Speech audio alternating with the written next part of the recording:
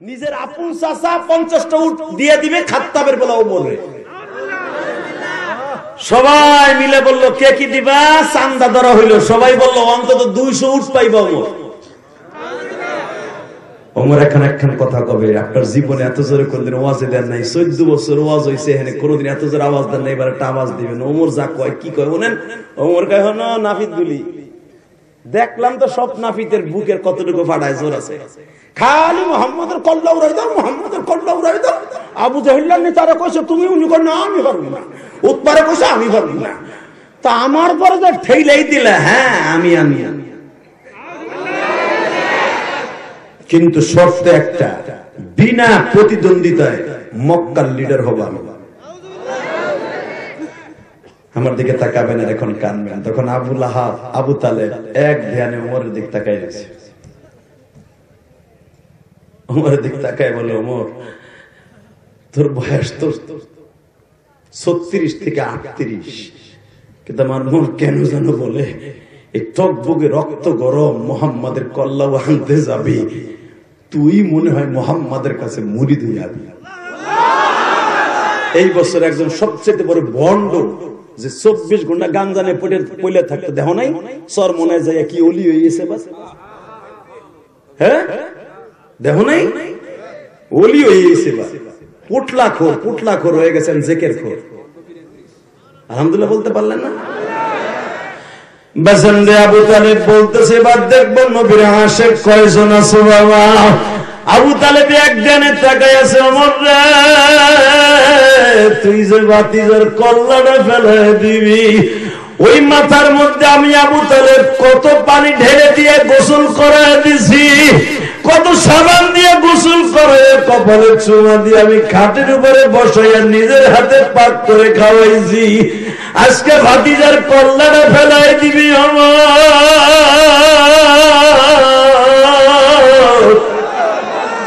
কথা বলতে পারতাছি না, কারণ আমি তোদের দলনেতা, আমার বাবার আসনে আমি সভাপতি। কেন জানো আজকে আমার আব্বার কথাটা বারবার মনে পড়তেছে।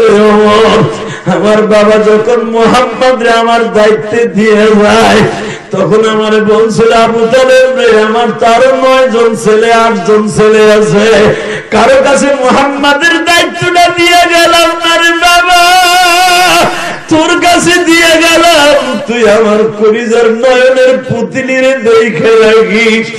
মোহাম্মদ কোনদিন বিপদে পড়লে যদি তোরে পাশে না পায়, আমি বাবা আব্দুল মুত্তালিব তোরে কোনদিন ক্ষমা করব না। বারবার আমার আব্বা জানের কথা মনে পড়ে যায় বাবা।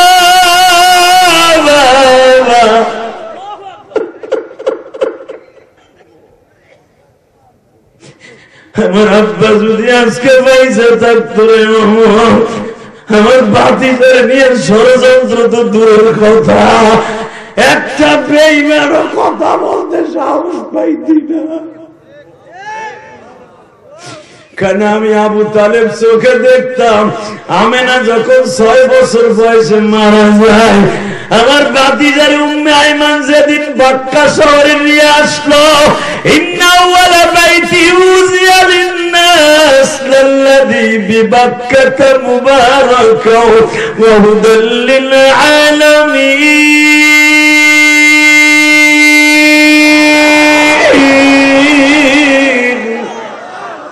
এই আয়াতটা এখনো পর্যন্ত কাবার দরজা সোজা গিলাপে স্বর্ণের সুতা দিয়ে লেখা।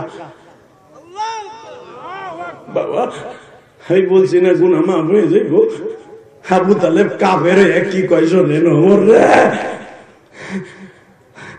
আমার আব্বা বলছিল, আবু তালেব আমি 8 জন ছেলের কারো কাছে আমার কলিজার নয়নের পুতুলের দায়িত্ব দিয়ে গেলাম না, আমার মুহাম্মাদের বুক বড় কষ্ট, ও কিন্তু আমার বংশের প্রদীপ। মুহাম্মদ যেথায় যাবে সেথায় শুধু ইদা জা নাসরুল্লাহি ওয়াল ফাতহ ওয়া রাআইতান নাস ইয়াদখুলুনা ফি দীনিল্লাহি আফওয়াজা। মুহাম্মদ যেদিকে যাবে সেদিকে বিজয় ধরে আসবে একদিন। কুরাইশ বংশকে কেউ দাবায় রাখতে পারবে না রে আবু তালেব। মনে রাখবি, আমার এই কলিজার টুকরারে কেউ কিন্তু কষ্ট দিস না, যদি তোরা কেউ আবার মোহাম্মদের কষ্ট দেস, আমি বাপ হয়ে বলে গেলাম তোদের কেউ আমি ক্ষমা করবো না। আবু তালেব ওইটা বারবার মনে করতেছে। ওমরের প্রিপারেশন দেখে আবু তালেব শুধু একটা কথাই বললেন, ওমর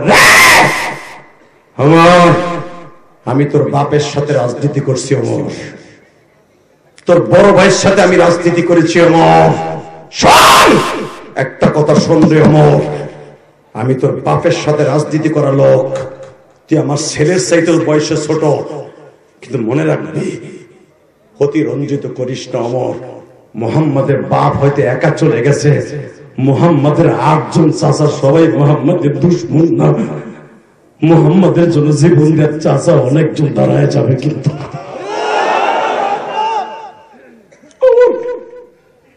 এমন বেয়াদবি করবি না যে মক্কায় রক্তের বন্যা বয়ে যায়। আমি তোর অনুমতি দিলাম, পারলে আমার ভাতিজার কল্লা আগামীকালকে 11টা এনে দেখাইস। যা যা যা। এদিক দিয়ে ওমরের গয়ে গেছে যা, ওদিক দিয়ে হামজার এটাই কে করেছে দেখেন না। ওমরের প্রথম বাধা দিছে কে? হামজা। কে দিছে? ভুলে গেছেন উলামা ইকরাম, কেন দিছে? হামজা। এদিকে তাকান, এদিকে ওমরের অর্ডার দিয়ে গেছে, ওদিক দিয়ে হামজার বাসায় যে বলে, হামজা এদিকে আয়, তুই তো মিটিংয়ে ছিলি না রে ভাই, ও হামজা আসাদুল্লাহ আসাদ রাসূল, ও হামজা আসাদুল্লাহ আসাদ রাসূল। আমার নবী কেন এর পরের থেকে চাচারে আল্লাহর বাগ বলে ঘোষণা দেয়? কেন জানেন? ও হামজা আসাদুল্লাহ আসাদ রাসূল। কারণটা কি? হামজাকে ডলার ডিক্লেয়ার দেয় আবু তালেব। হামজা দিকে আয় ভাই, কি আমি তো সভাপতি, আমি ফেসে যাইতে পারবো না, শোন আগামীকালকে কিন্তু আমাদের বংশের প্রদীপের বাতি নিবে দিবে, বাতি নিবে দিবে, ষড়যন্ত্র হয়ে গেছে, ওমর কল্লা উড়াই দিবে। ভাই রে, তুই তো আবার 9 জন ভাইয়ের মধ্যে তুই কালেমা পড়ছো ভাই, আমি ফেসে যাব না, কিন্তু মুহাম্মাদের গায়ে যদি কেউ কল্লা একটা আঘাত করে রক্তের বন্যা বহায়া দিবি, রক্তের বন্যা বহায়া দিবি, রক্তের বন্যা বহায়া দিবি। আমি আবু তালেব পরেরটা পরে বসবো। হে তাকবীরের ধরিদের মতো কেউ নাই? হে যুবক, এখানে তাকবীরের ধরিদের দুনিয়া কাঁপায় দেয়। আবু তালেব একজন কাফের হইয়া নবীর পক্ষে ডিক্লেয়ার দেয়, তুমি বইয়ে বইয়ে বাক্কি মারো। আমি আবার বলছি, আবু তালেব হামজাকে ডেকে ডেকে বলে, ভাই রে, তোর হাতে থাকবে আব্দু মানাফের তরবারি, তোর হাতে থাকবে আব্দুল মুত্তালিবের তরবারি। যেই বেঈমানটা যদি ওমর আমার ভাতিজার গায়ে একটা লগের টোকা দেয়, 1 লাশ তো পড়বে না আমি জানি, 10টা লাশ তুই একা ফেলাবি, 10টা লাশ একা ফেলাবি, 10টা লাশ একা ফেলাবি।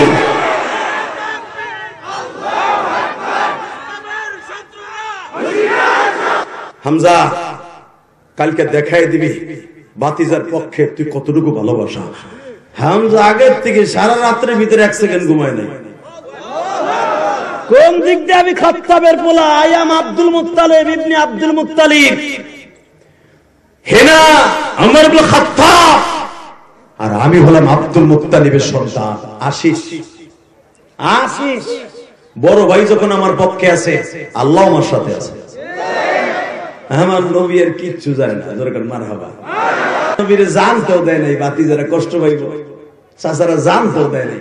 নবী আমার নিরিবিলি রাত্রে দোয়া করে দিয়েছে, আল্লাহ তুমি আবু জেহেল দে নাই ওমর কালেমা পড়াই দাও। আমি আর রাজি করব না। আল্লাহুম্মা আমিন। রব্বানা যালামনা ওয়া ইল্লাম তাগফির লানা ওয়া তারহামনা লানাকুনান্না মিনাল খাসিরিন। আল্লাহ গো চার্জ নাই, আমারও চার্জ নাই, আজকের মতে যাই। রাখো রাখো, এবার last chance. Ready ready ready? হ্যাঁ।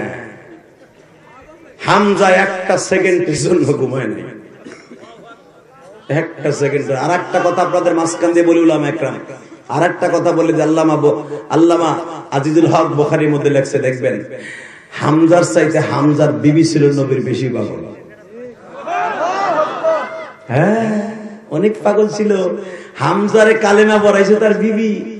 হামজার বিবি বলতো, এ তোরে ভাত দেবো একটা শর্তে, যদি বাতিজার গায়ে একটা লগের টোকা পরে তোর বাপ তো দূরের কথা, তোর জায়গায় বলি দিয়ে আমি কোবাম। আব্বাসের বিবির আগে আব্বাসের বিবি কালেমা পড়ছে। আব্বাস কালেমা পড়ছে উহুদের যুদ্ধের পরে, আর আব্বাসের বিবি কালেমা পড়ছে নবী মদিনার হিজরতের আগে। বুঝেন আপনি? বুঝেন আপনি? আব্বাসের বিবি আর হামজার বিবি আমার নবীর এত পাগল ছিল, কল্পনার বাইরে, কল্পনার বাইরে। হামজার বিবি বলে, তোমাকে কেউরে লাগবে না, আমি একাই যথেষ্ট, আমি উম্মে ফজল একাই যথেষ্ট, তোমরা খালি চাইছে দেখবা আমি করি কি। হামজা বলে, তোকে মহিলা জ্ঞান লাগবো না, আমি একাই যথেষ্ট ইনশাআল্লাহ। আপনারা জানেন ওমর তো বাড়িতে যাইতেছে। আর একটা কথা মাঝখান দিয়ে বলে দেয় উলামায়ে কেরাম, ওমর নবীর মাথা কাটতে যেদিন যাবে তার এক সপ্তাহ আগে ওমরের বিবি কালেমা পড়ছে, ওমরের মেয়ে হাফসা কালেমা পড়ছে, ওমরের ছেলে আব্দুল্লাহ কালেমা পড়ছে। বাজান এবার আওয়াজ দিবা গো। ওমর বাড়িতে যাই দেখে কোন ছেলে মেয়ে কথা কয় না। ওমর জিজ্ঞেস করে, বউ নাস্তা দে। বিবি বলে, কি ব্যাপার, ঝিমাইতে ঝিমাইতে আইসো কা, মদ বেশি খাইছ? ওমরে বউ তো জানে আব্দুল্লাহর পাঠাইছিল, তোর বাপ কি কয় দেখতো। ওমর দৌড়ে এসে কয়, মা আব্বা আজ থেকে সবচেয়ে বড় ইবলিশ শয়তান হয়ে গেছে। এই 70 থেকে 75 জন বেঈমানের মধ্যে কেউ কল্লা কাটার দায়িত্ব নিল না, আমার বাপে নিল। মা কি করবি তুই কর, নাহলে কিন্তু আমি আব্বার কল্লা উড়াই দেব। কেন আমার নবী বলেছে, লা ইউমিনু আহাদুকুম হাত্তা আকুনা হাব্বা ইলাইহি মিন ওয়ালিদিহি ওয়া ওয়ালাদিহি ওয়ান নাসি আজমাইন। ছেলের চাইতে মায়ের চাইতে ওয়ান নাসি আজমাইন, মা বাবার চাইতে, মা বাবার চাইতেও আমার নবীর ভালো না বাসলে তুই মুমিন না। হে মা, আব্বা যদি আজকে নবীর সাথে বেয়াদবি করতে যায়, আমি কিন্তু পিছনের থেকে তার কল্লা উড়াই দেব। ওমরের বিবি কি কয় জানো, যদি তোর বাপ ঠিকই নবীর কল্লা উড়াইতে যায়, তুই পিছনের থেকে তোর বাপের পেট ভুঁড়ি নারী ভুঁড়ি বের করে দিবি। নবীর সামনে কোনো বাপ নাই, কোনো স্বামী নাই। আল্লাহু আকবার, আল্লাহু আকবার কবীরা। এই বউ বাদ দে, কি ব্যাপার, চলতে চলতে বাসায় আইছো কে? এক্ষুনি মুহাম্মাদের কল্লা কাটা টাইম হয়ে গেছে। তুই জানোস পুরা মক্কার নেতৃত্ব থাকবে আমার হাতে, খালি মুহাম্মাদের কল্লাটা উড়াই দিতে পারলে। বউ কয়, তুমি এটা কি জানো, যার কল্লা উড়াইতে যাইতেছ কল্লা দিয়ে আসতে হইব। এই কথা বলতে পারে, একটা থাবুল দিয়ে বউরে পাতিলের উপরে ফেলা গেছে। বউ চিল্লায় আর কয়, শান খাত্তাবের পোলাও, চল, তোর ঘর করার আর নিয়ত নাই আমার। আমার ছেলে মেয়ে আমি বের হয়ে যাব তোর বাড়ির থেকে। শান, তুই যেরকম শিল্পপতির পোলা, আমিও শিল্পপতির মাইয়া। তোর মতো ওমরে আমি এক কুড়ি আমার গাইতে বাঁধে রাখি।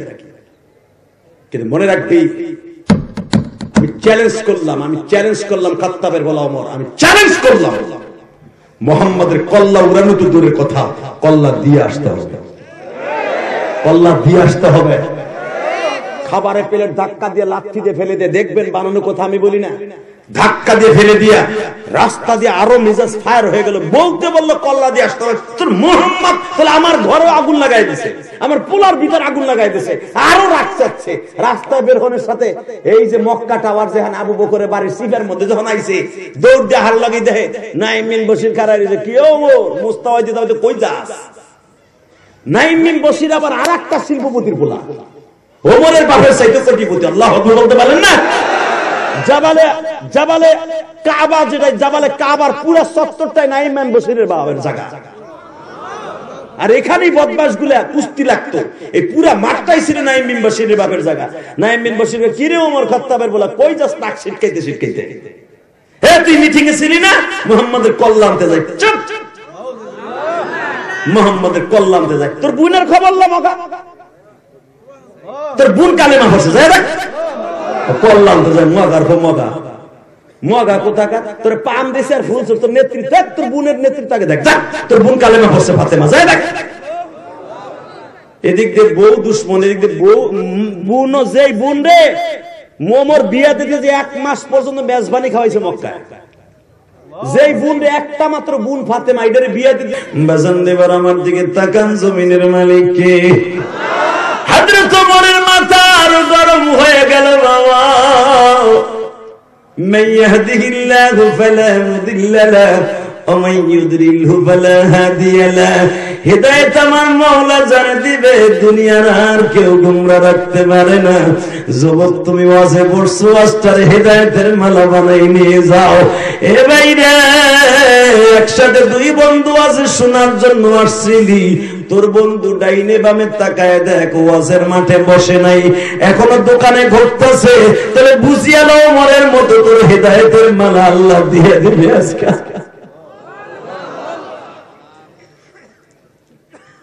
হযরত ওমর মেজাজ আরো গরম হয়ে গেল। নাইম রে, তুই আমার বন্ধু মানুষ। এ নাইম বিন বশির, নাইম কিন্তু আবার ওমরের বোন জামার নামও নাইম, এর নাইম বিন বশিরের নাম।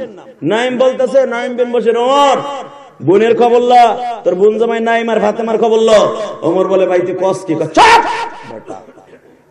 নিজের ফ্যামিলি ঠিক করতে পারে না, আবার মুহাম্মাদের কল্লা করতে যাবে। এখন একটা আওয়াজ দিবেন, জীবনে এত জোরে দেন নেই। হযরত ওমর বলে, তুইও কি কালেমা পড়ছস? ওমর, আমি গ্যারান্টি দিলাম, এখানে তো আর কেউ নেতা নাই, একটা কথা কইয়া যায়, এই মক্কা শহর হবে একদিন মুহাম্মাদের মক্কা শহর। ইন্না ফাতাহনা লাকা ফাতাহাম মুবিনা, এটা মাথায় রাখি সব। ঠিক যা। ওমর এই সাহাবীর কথা শুনে অর্ধেক কাজ হয়ে গেছে। বোনের কাছে যায় দেখে, আপনারা জানেন বাকিটা, যায় দেখে যেই বোনরে 1 মাস মেজবানি খাওয়াই বিয়ে দিছি, 250 ভরি স্বর্ণ দিছি, বুড়ির এমন কোন জায়গা নাই আমি ওমর বড় বড় হার দিয়ে বুনডারে বিয়ে দেই নাই, সেই বোন ভাইয়ের সাথে বেইমানি করবে। আমার একটা মাত্র বোনের আমি পুরুষ মাইনে নিতে পারি না। যায় যাবে মাইনে নিবি কি? বোনই আমার মাওলার কালাম বলে ওয়াজ করতেছে, আল্লাহর কোরআন তিলাওয়াত করতেছে, কোরআনের পাখি হইয়া কোরআন তিলাওয়াত করতেছে, কোরআন তিলাওয়াত করতেছে। কোরআন তিলাওয়াতের আওয়াজ শুনে একটা লাথি বাজছে, দরজা ভাইকে বুড়ির উপরে পড়ছে। কাঠের দরজার থেকে লাফ দিয়ে উঠে বুড়ি বলে, ভাই তুমি কই থেকে আসলা? বোনটারে মারতে মারতে বাবা রক্তাক্ত করে ফেলেছে। বোন জামাই খাটের নিচে পালিয়েছে, ওখান থেকে টেনে বের করে যখন একটা ঘুষি দিয়া ঠোঁটটা ফাটায় দিছে।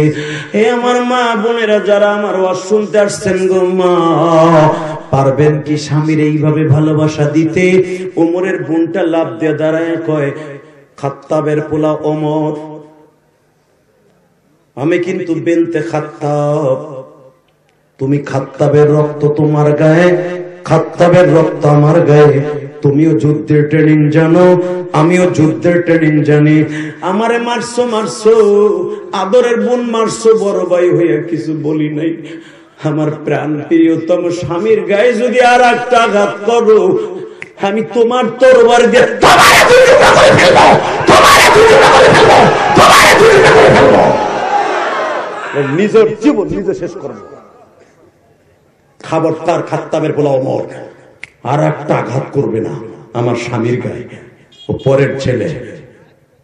ওমর আস্তে করে বোনের এক জারিতে কাজ হয়ে গেছে।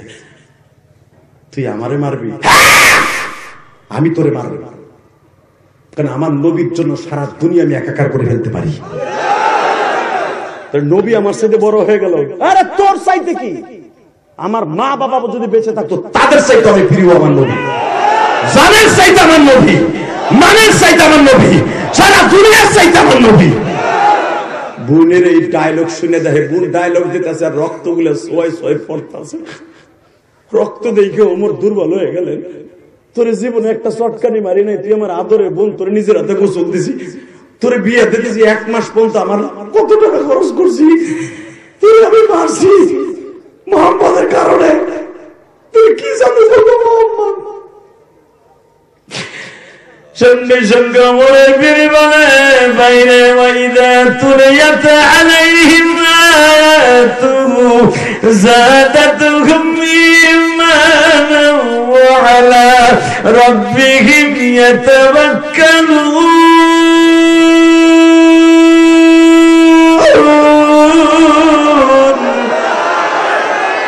ভাই ও ভাই, এটা মুহাম্মাদের জাদু না, এটা মুহাম্মাদের কাছে যে কোরআন নাযিল হয় ওইটার 100। কি নাযিল হয় পড়ে শোনা তো আমার, কি নাযিল হয়? আরে উমর বলতেছে, আপনার কথা বলতে হবে না। বলতো এমন কি আলা রাব্বিহিম ইয়াতাওয়াক্কালুন, তুই ভরসা করলে একমাত্র আল্লাহর উপরে, লাত আর উজ্জা বাদ দিলি। কি নাযিল হয় আমার পড়ে শোনা তো। আপনারা জানেন ওমরের বোন মাত্র 1.5 পৃষ্ঠা পড়ে শুনাইছিলেন সূরা তাহার থেকে। ওমর অর্ধেক কালেমা পড়ে দিয়েছে। ওমর কয় দেহি তোর ইসের পাতাটা আমার কাছে দিত, কারণ তখন উটের পাতার উপর লেখা আনছিলেন ওমরের বোন জামাই, সূরা তাহাটা পড়ে লেখা আনছিলেন। বলে লা ইয়ামাসসুহু ইল্লাল মুতাহহারুন, এটা তোমার পুতির বই না, আর তোমার লাত আর উজ্জার বই না, এটা এমন একটা কিতাব লা রাইবা ফীহি হুদাল লিল মুত্তাকিন, এটা ওযু ছাড়া ধরা যায় না, পবিত্র ছাড়া ধরা যায় না, গোসল করলে ধরা যায়। ওমর কয় তাই আমার গোসল করাই দে, গোসল করাই দে, গোসল করাই দে, গোসল করাই দে, গোসল করা, গোসল করা, গোসল করা। ওমরের বোনটা গোসল করলো, কাম হইব না, কালেমার ঈমান বড় লাগবো। ওমর বলে আমি বুঝছি তো সবাই জাদু দিয়ে শেষ করছে, আর এখানে থাকলে আমার ঈমান পরিবর্তন হয়ে যাবে। হয়তো ওমর ল্যাংড়া তরবারি, আপনারা জানেন, দৌড়ে গেছে জাবালে সাবা মারার মাঝখানে যায়, দেখে বডিগেট দাঁড়ায় আছে, ও হামজাদু আসাদুল্লাহি ওয়া আসাদ রাসূলি, আল্লাহুম্মা ফিল আব্বাস ওয়া ওয়ালাদিহি মাগফিরাতান যাহিরা ওয়া বাতিনাতান লা ফিল গাদির যামবা।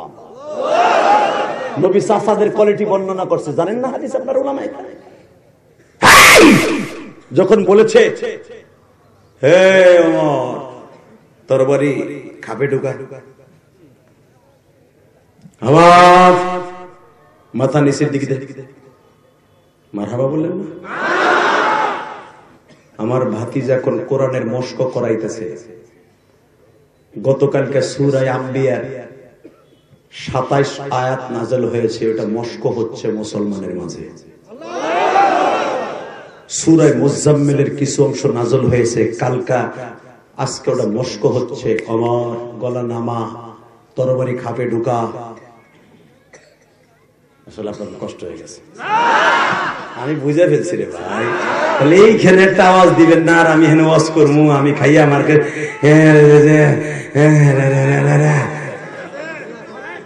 Ready ready. আমার ভাতিজা আমার কোরআনের মশক করতেছে, ওয়ারাতিলিল কোরআন তারতিলা। খাপের মধ্যে তরবারি ঢোকা। এই খাত্তাবের পোলা ওমর, আমি কিন্তু আব্দুল মুত্তালিবের পোলা। এই খাত্তাবের পোলা, তোর বংশের সব মানুষগুলো আমার বাপের চাকর ছিল। তোর বংশের প্রতিটা মানুষ খাদিজার বাড়ির ব্যবসায়ী, এখনো পর্যন্ত ব্যবসায় আছে। ভাতিজার বউ এখনো পর্যন্ত তার ঘরে। খাদিজার মাল ছাড়া তোর মতো ওমরের বাবাও ব্যবসা চোখে দেখে নাই। আর একটা কদম যদি আর অগ্রসর হস, ভদ্রসিত ভাষায় কদম ফেলবি। লা তারফাউ আসওয়াতাকুম ফাওকা সাওতিন নবী। ভাতিজার সামনে আওয়াজ জোরে করবি না, আস্তে করবি। এটা কার কথা? যে বলেন কার কথা? এখনো পর্যন্ত রাসূলের রওজার উপরে এই আয়াতটা লেখা আছে না নাই? কেউ এখানে জোরে আওয়াজ করবেন না, পায়ের আওয়াজ না হয় আমার নবী জিন্দা বসা। তোর পায়ের আওয়াজ যেন ভাতিজার সামনে জোরে না হয়। হাঙ্গামা করবি না, হাঙ্গামা করবি না আমার, হাঙ্গামা করবি না আমার। ভাতিজা বলতে চাইতে পারবি না। ভাতিজার কাছে যাওয়ার আগে তোর কল্লা আমি ঝুলায় ফেলবো, তোর কল্লা আমি কাটা করে দোষের সাথে ঝুলায় ফেলবো।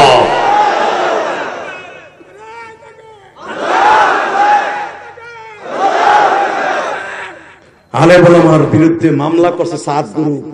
কোর্টে উঠাবার আগে কুত্তার মতো ফিডাবি আশিস কোর্টে। কথা কর না কেন? একটা কথার উত্তর দিবা, যে সমস্ত আলেমদের বিরুদ্ধে মামলা করেছো, এটা একশো মামলার উপযুক্ত আসামি নয়। এরা আমার দেশের সোনালী সন্তান। মামলা উল্টো করো, সময় আছে। আবার মামলা করে দোয়া করে, জালিমের বিরুদ্ধে মামলা করছি।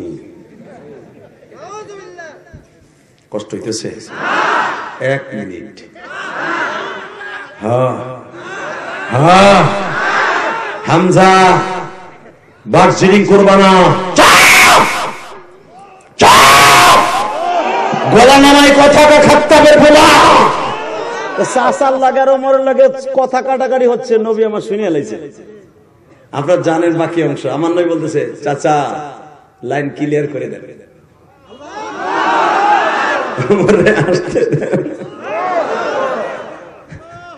চাচা ওমর আইছে এখানে মারার লাগে না, ওমর মাথা দিতে আইছে, জিব্রাইল একটু আগে ভুলে গেছে, ওমর আসতেছে মাথা দিতে, ওমর আসতেছে মাথা দিতে, ওমর আসতেছে মাথা দিতে।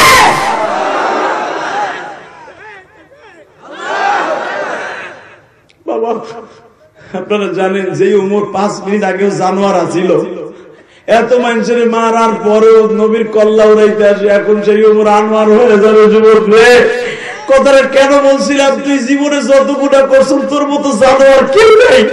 আজকে আমি রেখে তুই আনোয়ার ভাই গেল, ওমর তরবারিটা খাবে ঢুকাইয়া মাথার পাগড়িটা নবীর পার কাছে দিয়ে বলে, আমি যেটা ভাবছিলাম ছিলাম না, আমি যেটা ভাবছিলাম ছিলাম না।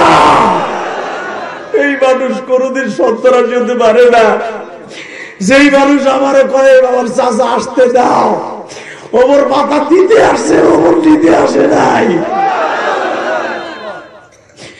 বাজান এটা আমার বাজানের বানানো কথা না। কেন ওমর দুর্বল হয়ে গেল, এখন চিল্লাবার কাম্বা আশিকে রাসূল গুলি। ওমর যখনই নবী বলছে লাইন ছেড়ে দাও চাচা, ওমর তাকায় দেখে আমার নবীর কপালের মধ্যে নূরের বাতি জ্বলতেছে। বাবা হেদায়েতের বাতি জ্বলতেছে, হেদায়েতের বাতির আলো ওমরের কপালে পড়িয়ে গেছে। বাজান যেই বাতি যদি কোন সাহাবী দেখতো সে পাগল হয়ে যাইতো গো বাবা।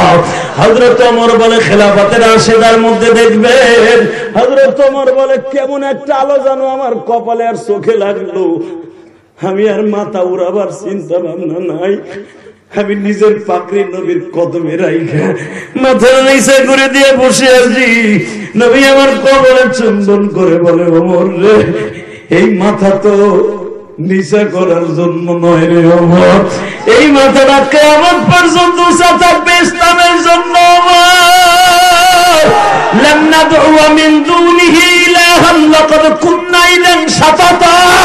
মুমিনের মাথা কোনদিনও পৃথিবীর কারো সামনে নত হবে না। লান নাদউ, নবী জাহাদের সিগা, নবী জাহাদের সিগা, লান নাদউ মিন দুনিহি ইলাহান লাকাদ কুননা ইদান শাতাতা। একমাত্র রব ছাড়া পৃথিবীর কারো সামনে নত হবে না। লান নাদউ, এই কথা যখন বলছে আমার নবী ওমরের থুতুতে হাত দিয়ে বলে, ওমর রে, আজ থেকে আমি তোর জান্নাতি ঘোষণা করে দিলাম। আমার আলেম ভাইরা আপনারা জানেন, সেই ওমর আধা ঘন্টা আগেও জানোয়ার, সেই ওমর যদি আনোয়ার হয়ে যায়,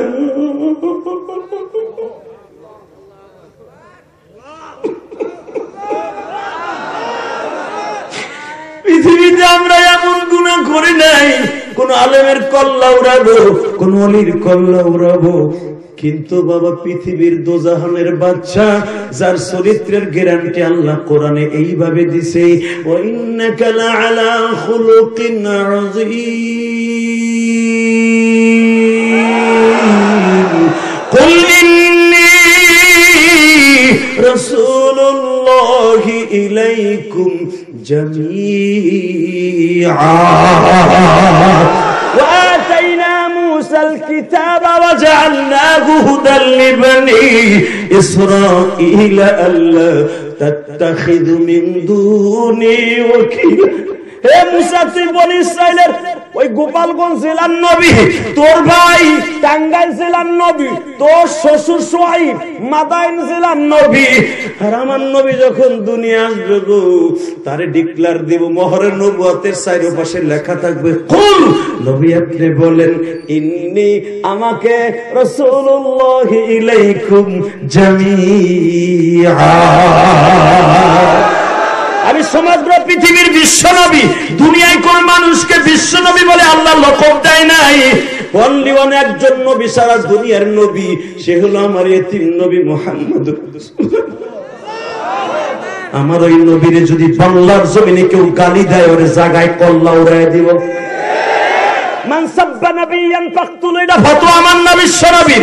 নবীর কাছ থেকে গেলেও যদি নবী ফতোয়া দিয়ে জঙ্গি হয়, আমরাও জঙ্গি। মান সাব্বা নাবিয়ান ফাকতুল, আমারে গালি দিলে ওর কল্লা উড়ায় দিবি, নবীর কথা। এবার অবস্থা, বাংলার জমিনে যদি কেউ একটা বার আমার নবীর গালি দেয়, ভারতের পুরোহিত, হে একাডেমি, এখনো সময় আছে, তোমার পুরোহিতকে ফাঁসির মঞ্চে ঝুলাও, তাহলে তোমার দেশ লন্ড ভন্ড হয়ে যাবে, তোমার দেশ লন্ড ভন্ড হয়ে যাবে। তোমার পুরোহিত আমার নবীকে লুচ্চা বলে গালি দিয়েছে, চরিত্রহীন বলে গালি দিয়েছে। যারা আছে এখনো পর্যন্ত, যদি পুরোহিতের পক্ষ নাও, তোর কল্যাণ হয়ে দেব। কাকে রাজি আছে? আল্লাহকে তো হাত তুলে হয়ে নাও।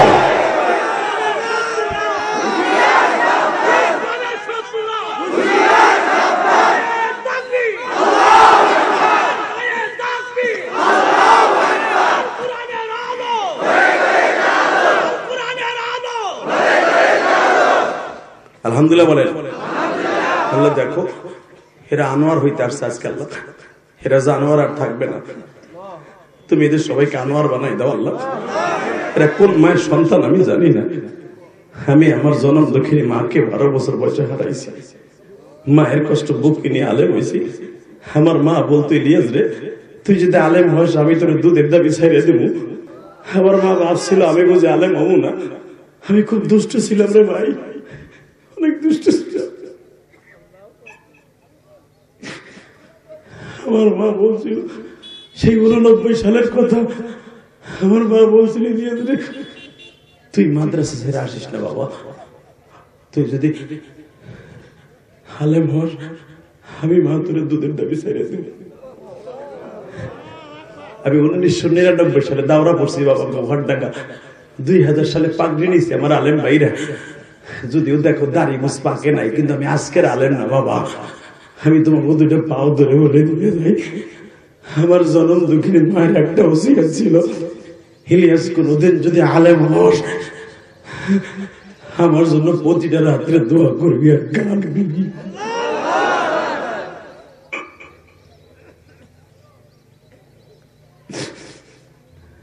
ইলিয়াস কোনদিন টাকার মালিক হলে একটা মসজিদ মাদ্রাসা বানাবি।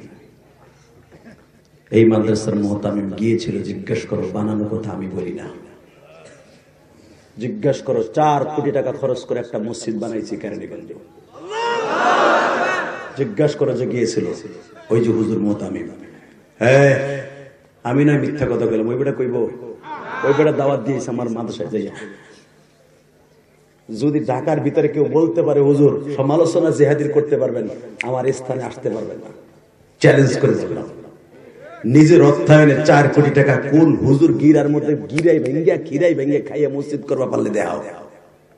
আমার ওয়াজের সমস্ত টাকাটা মসজিদে যায়। মনে রাখতে হবে, বাংলাদেশে আমার লেভেলে অনেক বড় বক্তা আছে, কোন বক্তা আজও পর্যন্ত স্বাধীনতার পরে নিজের অর্থায়নে ঢাকার বুকে জায়গা কিনে নিজের টাকা দিয়ে মসজিদ করতে দেখাইতে পারবে না। সে যতবার পীর হোক বেটা পারলে দেখা। আমার ইলিয়াস রহমান জিহাদি করেছে কেন জানেন? এই জন্য আল্লাহ আমার এত পরিমাণ টাকা দিয়েছে, আপনি কল্পনা করতে পারবেন না। আল্লাহ না ওয়াদা, তুই দান করবি আমি তোরে দিব। আমার আগের বক্তা বলে গেছে না, আপনি দিয়ে দেখেন আপনার কত দেয়। 1 টাকা দিবেন, 10 টাকা দিবেন, এটা তো কোরআনই আছে। কথা কন না কেন? আপনি 1 লাখ দিবেন, দিয়া বাইতে যাওয়ার আগে 10 লাখ টাকার ব্যবসা আল্লাহ খুলে দিবেন। অথবা 10 লাখ টাকার এই যে কিডনি দুটো আছে না, নষ্ট হয়ে গেছিল তুমি জানো না, এখানে 1 লাখ দিয়ে যাবা, এই 10 লাখ টাকার কিডনি ঘুমানোর আগে ফ্রেশ হয়ে যাবে। আল্লাহু আকবার জোরে বলতে পারলে না?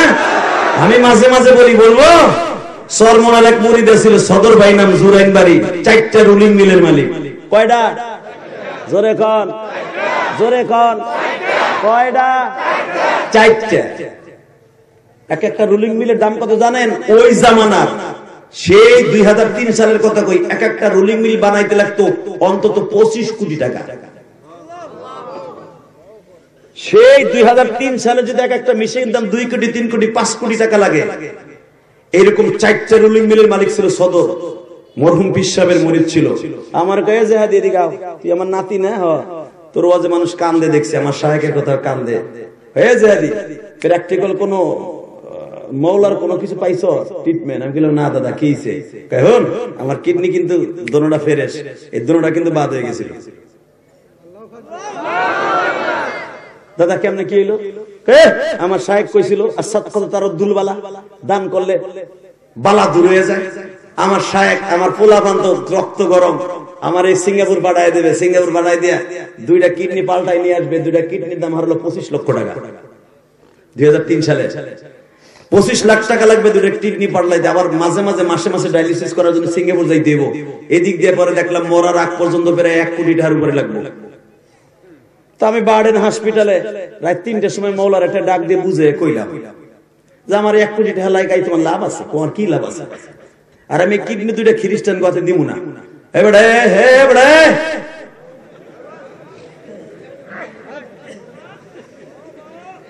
সাহস কত বড়! মাজা মাজা গুলিয়ে দিলে তো সাহস কত বড়! মাজা ফেলাই দিম বাড়ি দেশকে উঠবি তো একবার বাড় হারালো 2 ঘন্টা মারছি বেটা।